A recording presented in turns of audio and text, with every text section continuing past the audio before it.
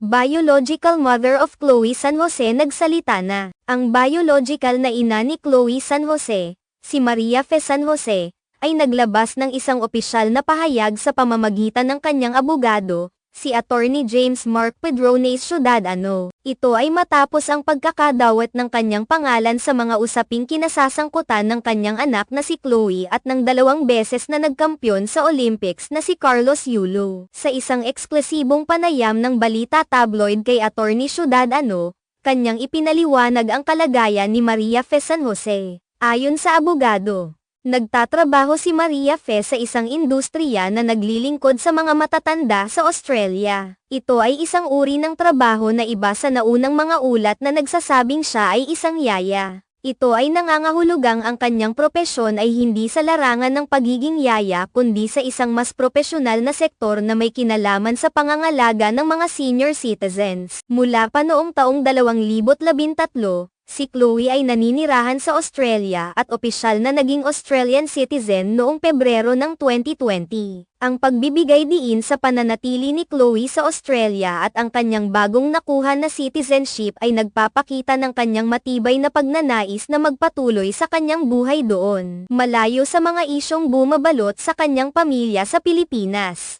Ayon pa kay Attorney Ciudadano, matagal nang nagkaroon ng hindi pagkakaintindihan ang mag-ina dahil sa magkaibang pananaw sa pagpapalaki kay Chloe.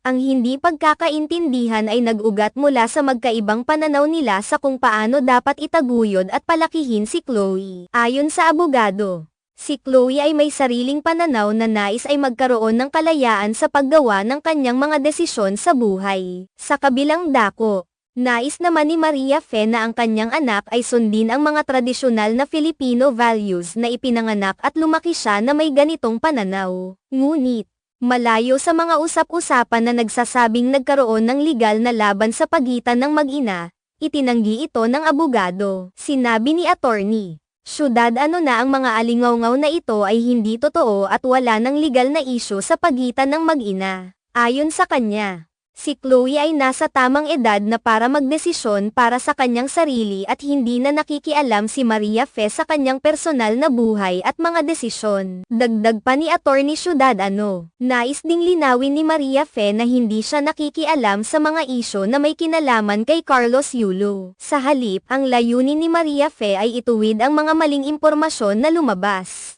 na nagdudulot ng hindi pagkakaintindihan at mga maling balita. Sinasabi ng abogado na ang layunin ni Maria Fe ay hindi para sa pansin, pera, o anumang uri ng katanyagan. Ang pangunahing layunin niya ay upang ipakita ang katotohanan, upang mapanatili ang kapayapaan sa kanilang pamilya at makabalik sa normal na pamumuhay nang hindi na naiistorbo ng mga isyong ito. Sa pangkalahatan, ang pahayag ni Maria Fe sa pamamagitan ng kanyang abogado ay nagbibigay linaw sa sitwasyon at tumutok sa pagpapalabas ng tama at totoong impormasyon. Ayon sa abogado, mahalaga na ang publiko ay magkaroon ng tamang kaalaman tungkol sa kanilang tunay na kalagayan upang maiwasan ang paglaganap ng hindi tama at nakalilitong impormasyon. Ito rin ay nagbibigay ng pagkakataon sa kanilang pamilya na muling magpatuloy sa kanilang tahimik na pamumuhay na hindi apektado ng mga hindi kinakailangang isyu.